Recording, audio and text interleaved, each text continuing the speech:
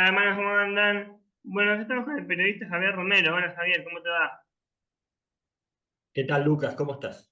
Muy bien, muy bien. Bueno, les comento que hoy tenemos un video como veníamos haciendo, teórico. Ya hemos visto, entrevistado a un marxista, un sistema entrevistó a un marxista, entrevistó a un anarquista, un anarquista, también con socialista, entrevistó a un libertario, un libertario, y ahora toca entrevistar a un peronista. Creo que esto también va a ser mucho para mis alumnos, tener un material, si bien ya hay mucho en YouTube, pero quería algo que siga en mi canal para mis alumnos. Así que bueno, queremos empezar. Javier, vos habías preparado una presentación, ¿puede ser? Sí, bueno, cuando vos, Lucas, me pediste si podía hacer dar una mirada, y sobre todo para alumnados, para pibas, pibes,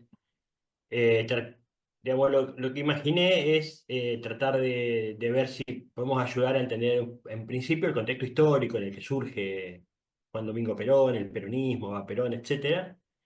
El momento histórico, 1945, el fin de la guerra mundial, la división del mundo en bloques, etcétera. Bueno, y ahí qué pasa con los países del tercer mundo, así se llamaron, ¿no? Porque no eran ni Estados Unidos ni Unión Soviética, era el tercer mundo. Bueno, ¿qué pasaba en estos países? Y ahí cómo surge el peronismo, qué características tenía, etcétera. Así que yo imaginé, Lucas, para que sea más didáctico, más pedagógico, dividirlo en dos partes, esta etapa. Lo primero, una etapa histórica, digamos, la primera parte es tratar de ver un poco el contexto, y después también preparé algo que son lo que imagino como 10 puntos claves. Es decir, bueno, estas 10 medidas del peronismo son las que hicieron que el peronismo tenga incluso influencia hoy día, ¿no? Es uno de los movimientos políticos que sobrevivió. Hay muchos partidos políticos en el mundo, todo el tiempo surgen. Bueno, uno lo puede ver en las elecciones, aparecen 30, 40, 50 boletas con nombres de partidos políticos. Bueno, el peronismo a lo largo de los años preserva como esas bases históricas, así que me parece importante tratar de entenderlas, de analizarlas, digamos, para ver por qué perduró así. Digamos, el resto de los movimientos políticos, si vos ves incluso América Latina, África, Asia, vas a ver como algunos bloques fundantes, generales, qué sé yo, pero en nuestros países van cambiando, tienen algunas ideas, están más a la derecha, más a la izquierda, qué sé yo, son más conservadores, más liberales, con características, pero no hay un partido con identidad tan fuerte como la que tiene el peronismo. Por eso sí que me resulta interesante primero ir a esa parte histórica, en qué contexto nace y después los puntos. ¿Te parece? Dale, dale, buenísimo. Bien, en principio voy a pedir disculpas que ando con el internet, está un poco lento en casa, así que tal vez se trabe un poco. Vos, Lucas, interrumpime cuando quieras. Yo, nada, hice una presentación. Eh, Bien, el peronismo en la Argentina, historia, ideología y legado en América Latina. Objetivos: comprender el surgimiento, analizar el contexto histórico, la crisis en ese momento, la industrialización, porque ese es uno de los fenómenos centrales, me parece, del peronismo, digamos, la apuesta por la industrialización de la Argentina. Acuérdense que Argentina es con grandes extensiones, trigo, vacas, ese era el país que teníamos, y hay una apuesta fuerte del peronismo, es decir, vamos a industrializar. Primero con Irigoyen también, es cierto, empieza a pensar en la industria, pero en la industria semi pesada y pesada empieza a pensar el peronismo. Bueno, después vamos a tratar de analizar un poco la doctrina, cuáles son las banderas centrales que inspiran a ese movimiento, y después evaluar el impacto, tanto en Argentina como América Latina, qué impacto tuvo social y económico. Bueno, contexto. Argentina en los años 30 y 40 tenía una gran crisis económica, había habido una depresión en el mundo, el crack económico, sobre todo en los Estados Unidos, en el 29, una crisis muy grande, y eso impacta en una economía que depende del resto del mundo, exportadora, impacta muy fuerte, con lo cual eh, empieza una situación política muy difícil, muy complicada, una situación social muy complicada. Y en el terreno político empieza la era de los golpes de Estado, y en este caso también de lo que es el fraude electoral. En el 30 se le hace un golpe a Irigoyen, uno de los líderes de la Unión Cívica Radical, se le hace un golpe de Estado y empieza un momento donde hay mucho fraude electoral, no comprobado, cae mucho la economía, te decía, cae un 50% de la economía, imagínense los ingresos caen un 50%, con lo cual aumenta la pobreza, la desocupación, la miseria y el aprovechamiento como contracara, ¿no? De alguna parte de la política. Eh, ahora, ¿qué pasó? Y se empezó a discutir, a pensar en algunos sectores, cómo aprovechábamos también, en el buen sentido, si se quiere, la crisis económica producto de la guerra también, ¿no? De la Segunda Guerra Mundial. Venimos de la depresión del 29 al 30, el crack de la economía de Estados Unidos, y después viene la guerra mundial y los países, ya sabés, cuando gastan mucho en la guerra, en municiones, en armas, etcétera, bueno, pueden gastar menos en comida, en producción, etcétera. Bueno, Argentina como productor de alimentos tiene ahí una oportunidad y bueno, y se empieza a debatir, discutir qué le vendíamos. Si vendíamos trigo o vendíamos harina, o sea, el trigo producido, bueno, si exportábamos el cuero o los zapatos. Una gran discusión digamos, que se daba ya desde el inicio de la Argentina como tal, a partir de ese himno de la colonia, pueden leer a Moreno, que también decía, exportemos zapato y no cuero, o exportemos cuero y zapatos, ¿no? Eso, el tema de la industrialización, darle valor agregado, que da trabajo y que mejore la economía. Bueno, esa discusión que arranca ya, acá se da muy fuerte, producto de la guerra y la crisis, y también se da en nuestros días. Bueno, frente a eso, ¿qué pasa en la situación social? Bueno, empiezan las movilizaciones obreras, muy fuertes, porque bueno, había trabajo precarizado, había mucho aprovechamiento, el que daba trabajo, el que tenía guita, etcétera, se aprovechaba de la crisis. Había cuando decía, quiero que tenga un trabajador, tenía una cola de 3 cuadras. Entonces, en lugar de pagar lo que correspondía a 10, dijo, bueno, pago 5, total igual, si tienen hambre, van a agarrar. Entonces empieza un aprovechamiento y empieza una situación muy delicada en ese sentido. Se empiezan a organizar los trabajadores en sindicatos, o sea, se agrupan los trabajadores para poder pelear mejores condiciones de trabajo, mejores salarios, etcétera. Pero bueno, ese crecimiento de la industria, bueno, va haciendo crecer también la organización popular. O sea,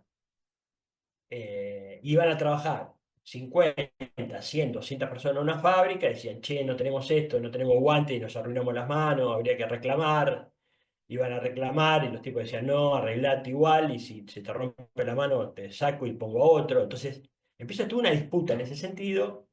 Nace la CGT en el 30 y empiezan muchas movilizaciones, sobre todo por estos temas, la pobreza y los derechos laborales. Eso es la previa del nacimiento del peronismo. Entonces, crisis económica, eso los historiadores entre el 30 y el 40 lo empezaron a llamar la década infame, por todas estas cosas que te digo, ¿no? El golpe de Estado, el fraude electoral, todo eso. Se conoce esa década como la década infame.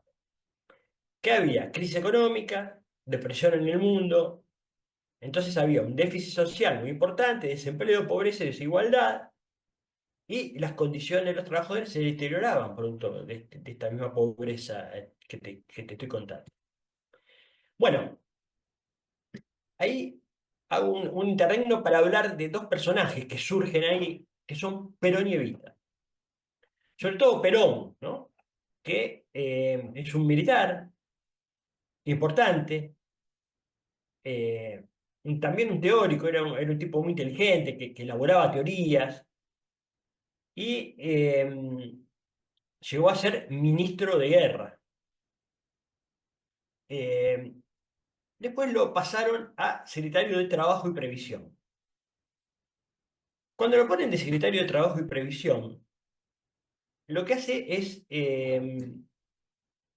propone y lleva adelante algunas medidas en favor de la mayoría de los trabajadores, etcétera. Como el aguinaldo, o sea, que uno trabaja 12 meses y el último mes puede cobrar un salario más. Eso se llama aguinaldo, eso lo implementó Perón. Vacaciones pagas, o sea, que la gente tenga derecho a estar unos días de vacaciones, puede trabajar todo un año.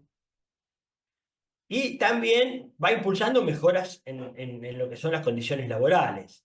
O sea, había un reclamo de los gremios, los sindicatos, de los sectores populares organizados, había una resistencia a dar eso de parte de las grandes empresas, los grandes capitales, y él como Estado se pone del lado de los trabajadores. Ese es el gran punto del peronismo, ¿no? Es el Estado dice, yo quiero mejores condiciones laborales para la gente.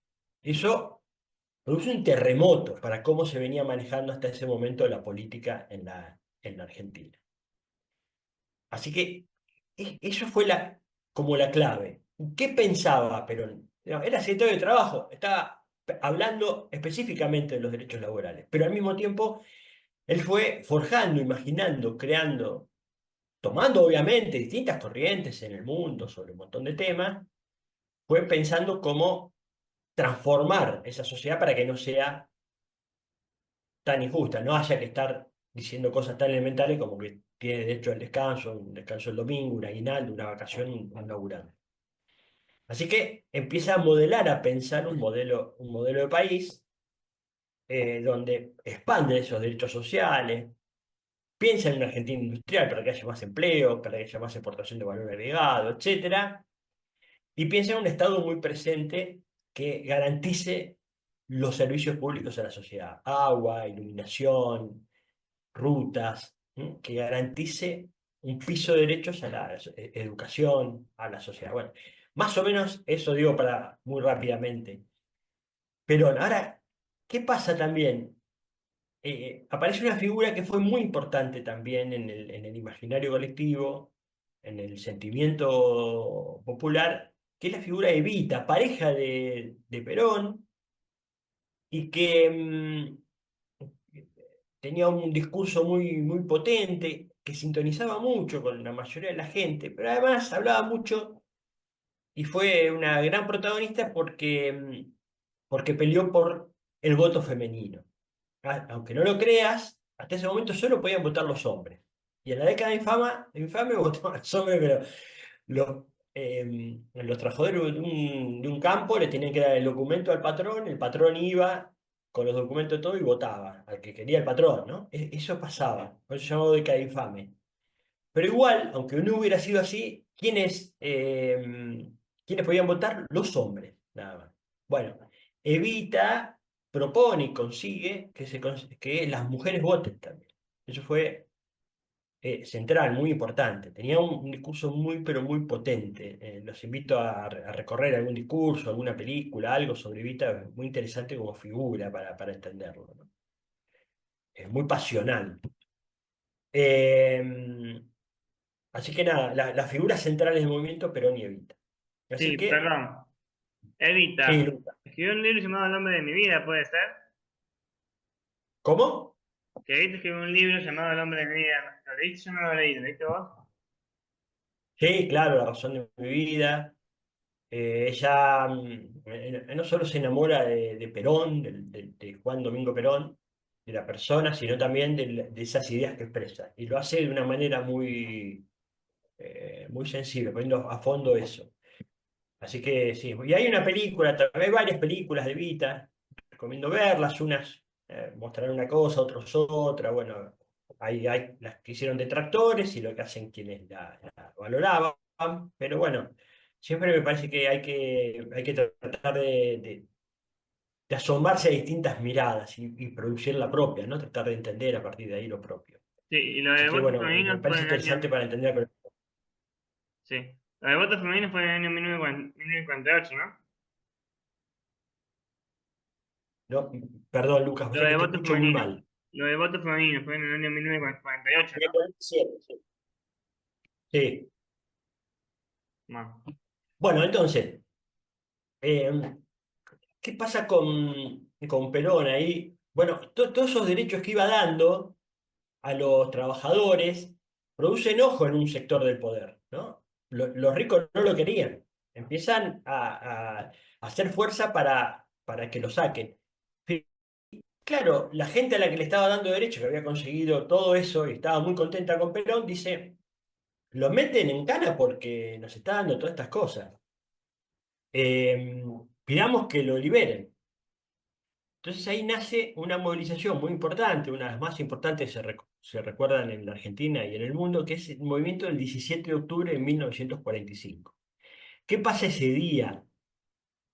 Bueno, empiezan en un gremio, creo que en Berisso, un gremio de la carne, hacen una asamblea, se juntan los trabajadores y dicen, che, tenemos que ir a pedir la libertad de Perón.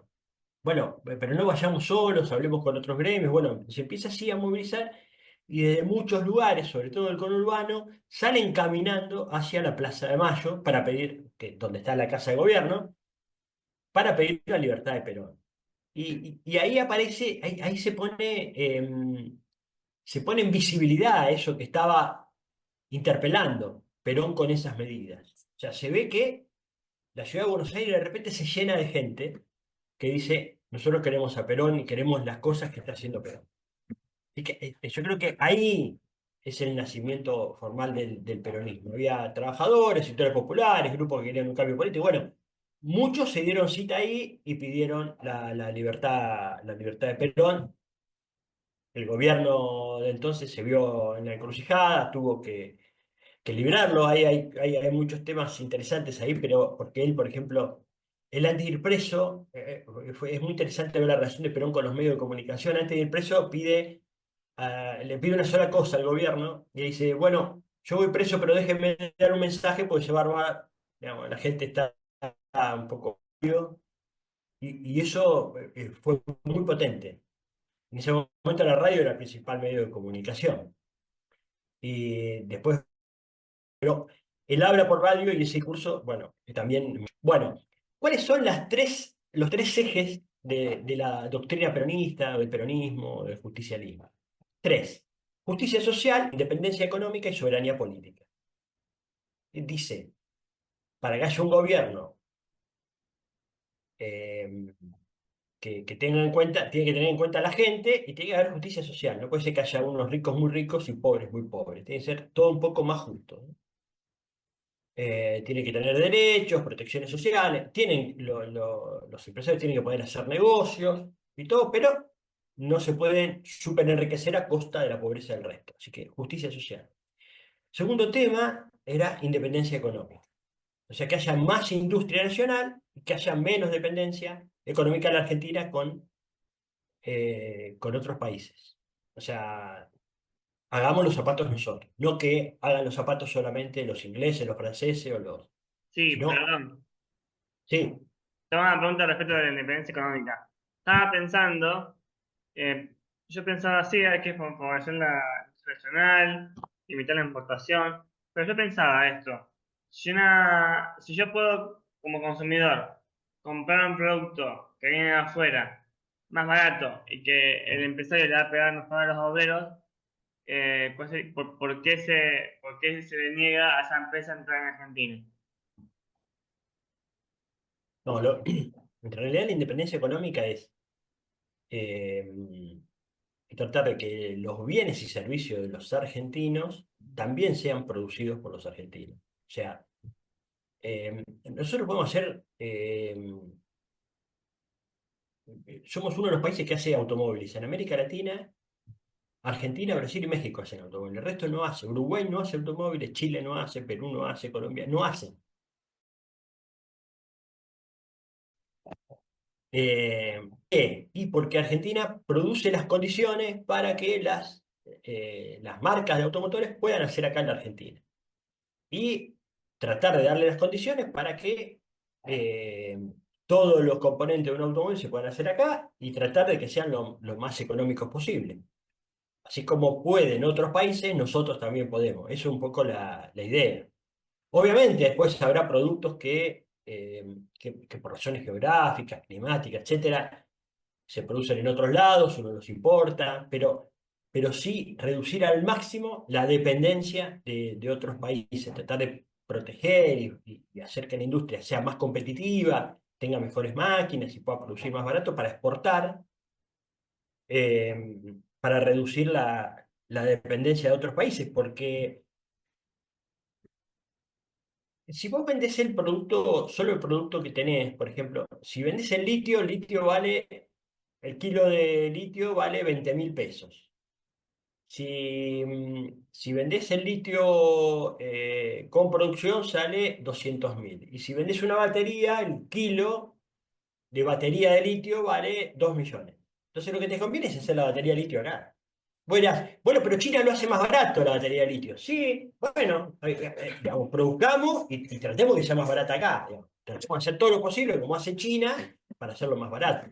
Porque el que domina la producción termina dominando finalmente el mundo. A mí me parece muy importante esta propuesta, porque lo que pasa también es que por la extensión de la Argentina y la producción primarizada, el problema que hay, si no, es que solamente van a tener plata los que tienen un campo. Y los que puedan trabajar en un campo van a poder sobrevivir, ¿y el resto qué hace? O sea, los 50 millones de argentinos van a tener 10 millones de trabajo, y los otros 40 ¿qué hacen si no tienen industria? Todos no pueden hacer servicio, no pueden ser abogados. ¿Abogado de quién? O sea, ¿quién les paga? En cambio, si hay industria, empieza a haber una clase media importante. Esa es la gran característica del peronismo también. La conformación de una gran clase media y la posibilidad de ascenso social. ¿Qué necesitas para ascender? Y necesitas, fíjate lo que pasó a nivel científico. Había que apostar mucho a la ciencia y tecnología y finalmente en la Argentina, por ejemplo, en los 2000 se crearon a nivel tecnológico lo que se conocieron como los unicornios. Son las empresas de base tecnológica que cuestan, que valen más de 1.000 millones de dólares. En toda América Latina, del 2010 al 2025 se crearon 10 empresas. 8 son de Argentina. 7 se crearon en gobiernos peronistas. ¿Qué necesita una empresa de base tecnológica para ser importante? Gente que entienda ciencia y tecnología, ingenieros informáticos, científicos. Entonces necesitas universidades. Necesitas institutos de desarrollo como el CONICET. Eso es apostar a la independencia económica. Es decir, solamente la tecnología la van a tener los alemanes, los chinos, los estadounidenses. No, nosotros también podemos tener empresas importantes, podemos tener trabajo y trabajo bien pago, como es el del sector tecnológico. ¿Qué hay que hacer? Bueno, hay que hacer una buena educación, hay que posibilitar el acceso de la mayor parte de la gente a la educación, hay que posibilitar que lleguen a la educación universitaria y hay que posibilitar que tengan instituto de investigación para que estén siempre con las tecnologías de punta, con lo que viene de punta, con lo más avanzado del sistema científico. Bueno, eso es pensar en independencia económica. La otra es decir, bueno, no me importa independencia económica y que el que puede mande a su hijo a estudiar al extranjero y ahí que se desarrolle y que lo haga una empresa extranjera y después nos venda el producto a nosotros. Bueno, esa discusión, que parece menor, Lucas, es la discusión central, para mí, de por qué la potencia del peronismo hoy. Pero bueno, quiero hacerlo rapidito, ¿no? Entonces, justicia social, independencia económica, y para la independencia económica necesitas soberanía política. O sea, las decisiones tienen que ser tomadas acá, por nosotros, porque nosotros las necesitamos.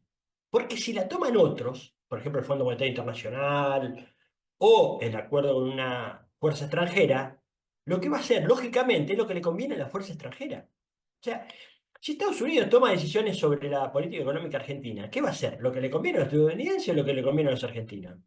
Lo que le conviene a los estadounidenses. Lógico, está bien. Entonces, para que las otras dos circunstancias puedan desarrollarse, se puedan dar justicia social e independencia económica, es necesaria la soberanía política. O sea, tiene que haber decisores políticos nuestros que piensen en Argentina y que tomen decisiones pensando en la Argentina hoy y para el futuro. Básicamente, esas son las banderas, con sus más, con sus menos, bueno, las banderas fundantes del peronismo. Justicia social, independencia económica y soberanía política. Bien, Sí, perdón, otra entonces, cosa. Lucas.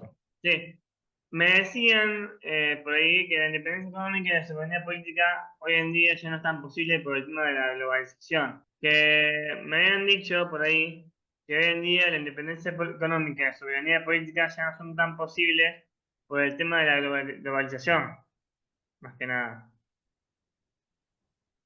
No, bueno, el tema es cómo enfrentás la globalización. Está la globalización, bueno, ¿qué haces con la globalización? Bueno, decís, en la globalización yo me voy digamos, sobre todo, el principal escollo es la deuda externa y el Fondo Monetario, no tengas duda, que ese es el principal problema.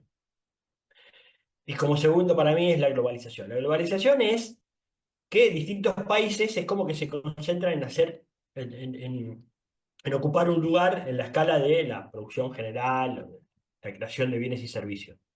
Bueno, hay que pensar en Argentina qué nos conviene más, y ponerse en ese lugar. El tema de las leyes laborales, eso fue central, importante, un hito en la historia argentina, por el tema de las vacaciones, el Estatuto del Trabajador, la jornada laboral de 8 horas, a veces era indefinido, eran 12 horas, bueno. Todas esas mejoras en lo social las introdujo el peronismo.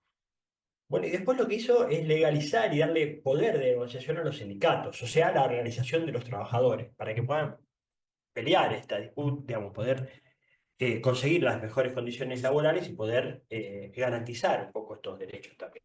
Porque bueno, una cosa es hacer los derechos y otras garantizarlos, o sea, que efectivamente después se cumplan. Así que poner al Estado ese rol también de protección de los derechos, eso fue importante, porque a veces lo que pasaba el gobierno estaba de un lado, que era el lado de los más poderosos, los más guita, etcétera, entonces vos podías tener derecho, pero si cuando ibas a pelearlo, el gobierno decía, no, no, tienes razón, laburá 12 horas y jodete, lo tenés que hacer. Así que el apoyar y legalizar a los sindicatos fue central, importante.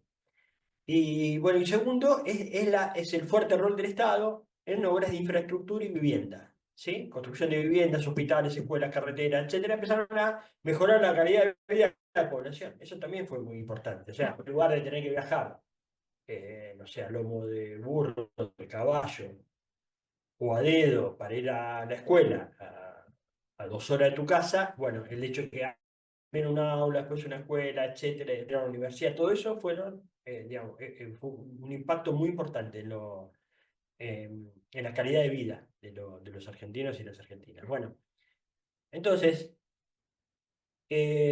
¿por qué perdura hasta nuestro día el peronismo? Bueno, en mi mirada, en mi perspectiva, se convierte, digamos, esa figura que impulsa esas medidas termina conformando un movimiento político muy, muy fuerte, ¿no? Que lo excede incluso, ¿no? A lo que era el partido, el Estado, primero el Partido Laborista, después llamó Partido Peronista, Partido Justicialista, como se llame, es mucho más amplio que eso, creó un movimiento político, ¿no? Es un grupo de ideas muy potente, que tuvo un gran impacto económico, sobre todo en la industrialización, el desarrollo económico, que se tradujo en mejorar las condiciones de vida de los laburantes en la Argentina. Y bueno, y también esas ideas, y llevar adelante esas ideas y que tengan éxito, inspiró a otros movimientos en el resto de América Latina en principio y también del mundo. Eh, ¿Qué pasaba? Digamos, al principio contábamos que estaba el tema de la Segunda Guerra Mundial, viene el fin de la Segunda Guerra Mundial, el mundo se divide en bloques. Entonces te decía, eh, el tema de la tercera posición, Guerra Fría, Estados Unidos, Unión Soviética, y Perón impulsa e integra lo que es el movimiento de países no alineados, países del tercer mundo, etcétera. Una posición que no esté ni con uno ni con otro, que haga acuerdos con ambos bloques. Así que, como conclusión, el peronismo tuvo un impacto significativo en Argentina, en América Latina. Las tres banderas, esa justicia social, independencia económica y soberanía política, fue base central, inspiró a movimientos de toda América Latina. Uno puede enseguida encontrar ahí, incluso en la actualidad, en los movimientos que lideran, Lula en Brasil, Correa en Ecuador, el chavismo en Venezuela, eh, Morena en México, etcétera, puede encontrar ahí raíces comunes con lo que es el legado. Bueno, Evo en Bolivia, lo que es el legado del peronismo, estas tres banderas. A mí me parece eh, que ese legado uno lo puede encontrar en partidos políticos que se identifican con ese discurso y con esos valores expresados por el peronismo. Bueno, Esta era la primera parte, Lucas, que quería contarte. Y lo segundo, me parece que es importante ver un poco eh, algunos puntos centrales de ese momento del peronismo que me parece que son los que hicieron la base. O sea, no solo el ideario, sino en lo concreto, ¿no? ¿Qué fue lo que pasó? ¿Qué conquistas se consiguieron? A ver, voy a dejar de compartir esto y voy a pasar a compartir un pequeño resumen donde traté de hacer un resumen de algunas cosas que me parecen importantes para entender al peronismo. Entonces, no sé si está viendo ahí, estoy pasando medio rápido, Sí, sí, ¿sí? lo veo, lo Sufragio veo. femenino. Bien. Eh, Sufragio femenino me parece una de las medidas más importantes. El 11 de noviembre de 1951, más de 3,5 millones de mujeres argentinas ejercieron por primera vez su derecho al voto. Eso para mí fue central, hay que entender eso, ¿no? En ese momento, la mujer que no podía ni siquiera votar, y lo que significó, digamos, darle ese lugar a la mujer y encima la posibilidad de participar en política a través del voto. La reforma del 49 fue muy importante porque incorporaba a la Constitución derechos sociales y laborales, así que eso me parece muy interesante, esa propuesta. La nacionalización de sectores estratégicos, como la siderúrgica, los transportes, ferrocarriles, comercio exterior, marina mercante, los teléfonos, todo eso, eh, tratando de reducir la dependencia del capital extranjero. Porque la verdad, Lucas, es que una vez que tenés la tecnología y la desarrollás, y tenés los trabajadores que saben operarlo, ¿por qué se va a llevar la guita y por qué va a decidir dónde invierte o no una empresa extranjera y no el Estado? Que tiene que pensar en cómo hacer un país federal más justo, etcétera. Entonces, hay esa inspiración del peronismo en que era importante que esos resortes de la economía básicos para el desarrollo estén en manos del Estado. ¿Qué más? La expansión de la educación, eh, sobre todo en los niveles secundario y universitario. El tema universitario fue central que el peronismo dijo, tiene que ser gratis la universidad. Así todos, el que pueda estudiar, vaya a estudiar. Pero el que tenga condiciones y tenga deseo de ingresar a la universidad pueda. La creación de un instituto, el IAPI era un instituto, mm, era el Estado a cargo de las exportaciones e importaciones. Entonces, vos tenías que vender, el Estado lo que hacía también era te garantizaba para poder vender vos un producto para afuera. O sea, no solo desarrollaba la industria, sino para conseguir mejores precios tenías que vender más, para poder competir. Bueno, el Estado promocionaba tu producto en el exterior y te daba la garantía.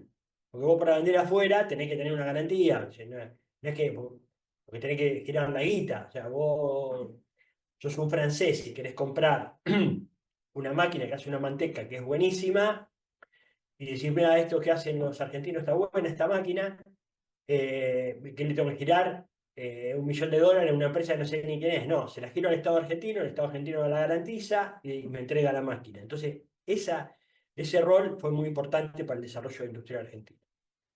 Bueno, la implementación de la legislación social, esos derechos que iba otorgando el peronismo, bueno, que sean leyes, que sean protecciones para la gente.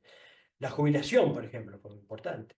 La indemnización por despido. Antes despedían, no te pagaban. Bueno, ahora sí, el despido a partir de ahí tiene una tabla por la cual una cantidad de meses te tienen que pagar si te despiden sin causa. Las jubilaciones, estatutos laborales, bueno, eso tiene que ver. Bueno, el aguinaldo, el sueldo anual complementario se llama. Antes te hablé del tema de la tecnología, bueno, la creación del CONICET, y de todo lo que tiene que ver con las investigaciones técnicas y científicas también fue un impulso central del peronismo, la implementación de un sistema de salud unificado e integral, salud preventiva, curativa y asistencia social para todos y todas, y la provincialización de territorios nacionales. O sea, había muchas provincias en realidad que eran el Distrito Nacional, como Chaco, La Pampa o Misiones, y dijo no, son autónomos, decidan ustedes quiénes gobiernan, etcétera, ¿no? provincialización. El idioma es autonomía política. Bueno, traté de darte un pantallazo, Lucas, de lo que es mi mirada con respecto a el peronismo y su alcance, su influencia y por qué, ¿no? Básicamente. Bueno, Arrancamos. muy bueno. Quiero hacer una pregunta también. Creo que hay muchas preguntas para hacer, muchas cuestiones que resolver. Pero empezar en el tema de la inflación. Milei dice que la inflación es un problema monetario por la impresión de moneda. En cambio, Cristina dice que la impresión es multicausal y que tiene mucho que ver con el tema de la deuda externa. Em, no sé, yo no sé tanto economía como para responder esto, pero me parece que en parte ambas cosas son ciertas, ¿o no? Claro, sí, yo también coincido con vos, Lucas. Son ambas cosas, tienen parte de verdad. Efectivamente, la impresión de moneda genera inflación, pero además hay otras cosas que también generan inflación. Por eso Cristina habla de la multicausalidad. Si vos te pones a analizar ahora cómo viene la impresión de moneda en el gobierno de Milei, vas a ver que se imprime mucha moneda, Sí. más que antes. Eh, pero hay otros fenómenos, pero por eso mantiene trabado el dólar, por eso no quiere que aumenten los servicios públicos para frenar la inflación, por eso no quiere que aumenten los salarios. Si vos escuchás el discurso de Milei o de Caputo, ¿no? Del ministro de Economía, dicen que, por ejemplo, tienen trabado el dólar, le hacen eh, hay como una tablita que no puede aumentar más del 2% o del 1% por mes el dólar, porque eso si no afectaría la inflación. Entonces no es nada más que la moneda, la impresión de moneda, la maquinita, para decirlo de una manera muy burda, sino, por ejemplo, el dólar. O sea, que no se vaya el dólar, porque si el dólar sube, te suben los productos también, que tienen insumos dolarizados. Entonces, tenés la maquinita, tenés el dólar. Y después tenés otros componentes, como por ejemplo la decisión de aumentar o no los servicios públicos, es una decisión del Estado también. Entonces, si te aumenta la luz, el gas, el teléfono, eso obviamente te hace aumentar la inflación. O sea, y no necesitas imprimir moneda, nada más dejar que aumenten lo que se le canta a las empresas que te dan en los servicios públicos. Así que por eso es multicausal, porque hay muchos elementos que influyen a la hora de la inflación. Bien, bien. Sí. Respecto a las 10, no sé si eran 10 o 20 verdades del peronismo. ¿Cómo las escribió Perón? ¿Qué le habías pensado para hacer un resumen más que nada popular para que se pueda entender, ¿no? ¿Cómo fue eso? Bueno, obviamente como todo movimiento político, lo que va tratando de hacer eh,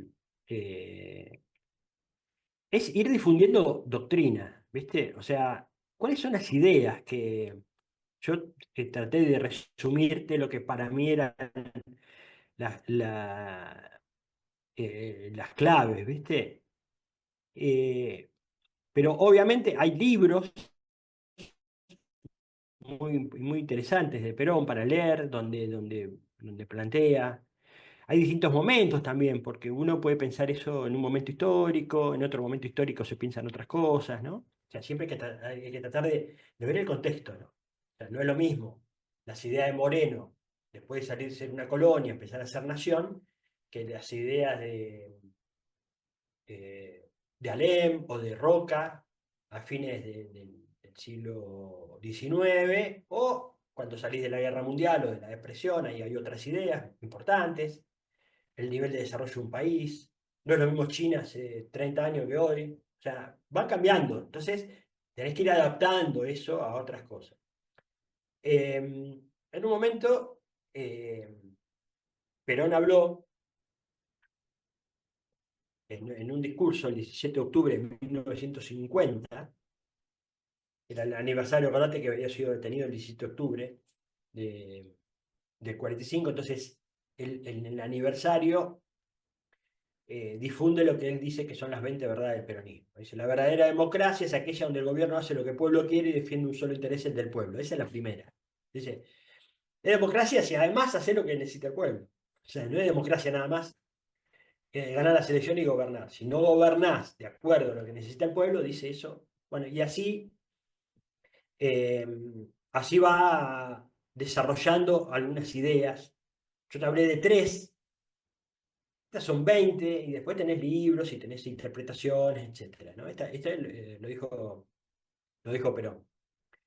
No existe para el peronismo más que una sola clase de hombres, los que trabajan. El trabajo crea la dignidad del hombre y es un deber. Eh, Ningún peronista debe sentirse más de lo que es ni menos de lo que debe ser. Cuando un peronista empieza a sentirse más de lo que es, empieza a convertirse en oligarca, que digamos, es como decir, bueno, hay otra clase, clase alta. Si no, no está bien eso. Así que nada, dice, en la acción política la escala de valores es así. Es la patria primero, después el movimiento y por último los hombres. Lo más importante es la patria. Pero bueno, son ideas. O sea, los movimientos políticos capitalismo, el más importante, ¿no? Y es un poco lo que trata de fortalecer con el tema de las 20 verdades. Bien, te pregunto, ¿hay algún libro que, no sé si Perón escribió algún libro sobre su doctrina, pero sé que hay libros, ¿qué libros se pueden leer? Sí, sí, hay libros muy, muy importantes de Perón. Eh, lo que digo siempre es que siempre hay que entender los contextos en general, ¿no? Uno es la comunidad organizada, por ejemplo, ¿no? Donde Perón plantea así como básicamente cómo imagina él la comunidad. Después hay uno de conducción política, más para su gente. Hay una, yo creo que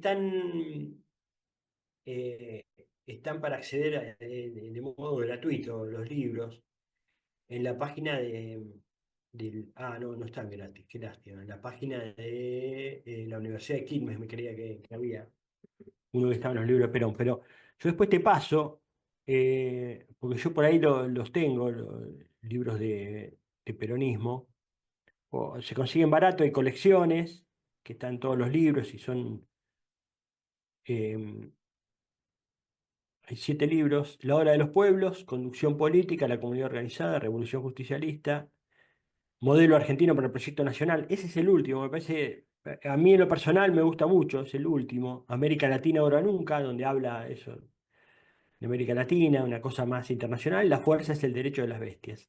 Esos 7 libros de Perón me parece que permiten, digamos, abordarlo, entenderlo. Así que nada, después lo voy a buscar para ver si lo podemos compartir alguno de ellos, si te parece, Lucas, para el que le Buenísimo, interese. buenísimo, buenísimo, gracias. Gracias. Perdón, me acaba de surgir una nueva idea que te quería agregar porque me parece importante, perdón que te moleste.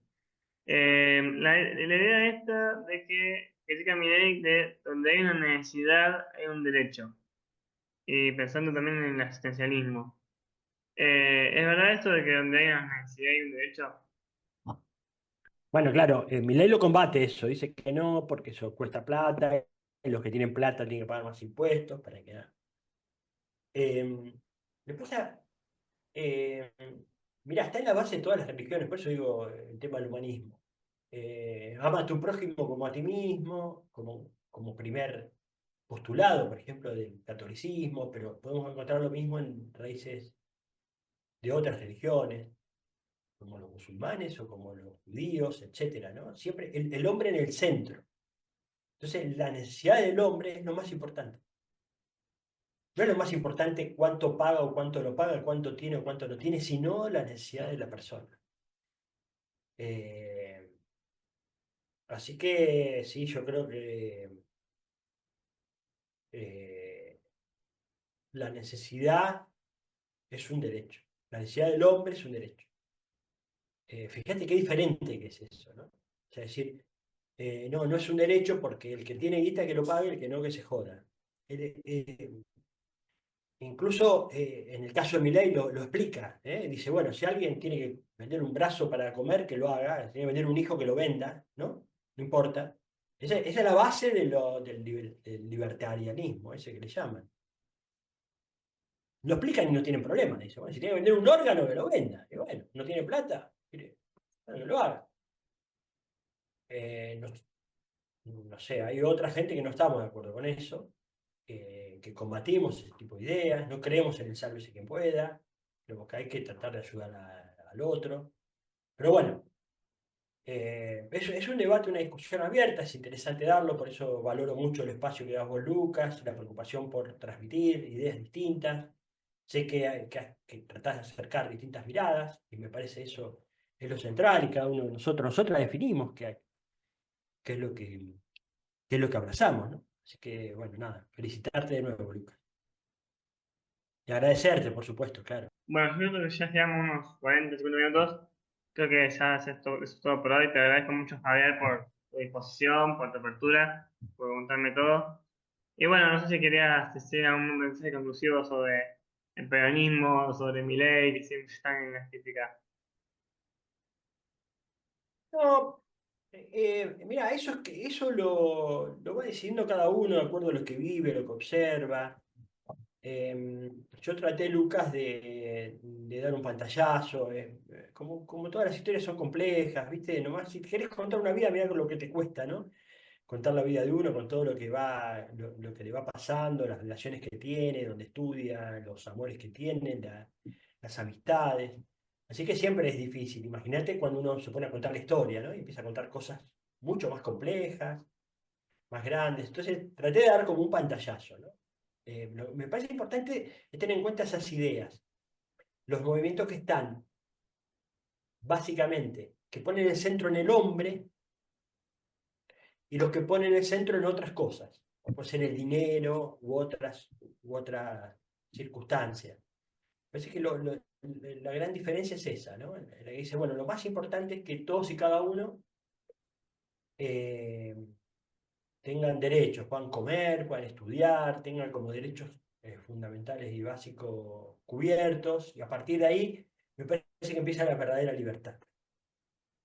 Porque uno no es libre cuando no tiene para morfar, o cuando no puede darle de comer a un hijo o una hija, no puede mandarlo a la escuela, no puede ayudarlo a que se desarrolle con aquello que le gusta, quiere estudiar tal cosa o tal otra. Así que a mí me parece que hay movimientos que ponen en el centro al hombre y otros que dicen, bueno, esto es una especie de selva, sálvese que puede, que gane el más fuerte. Empezó el show, empezó la guerra del hambre. Me parece que hay mucha diferencia entre esas dos miradas, dos perspectivas, que son un poco.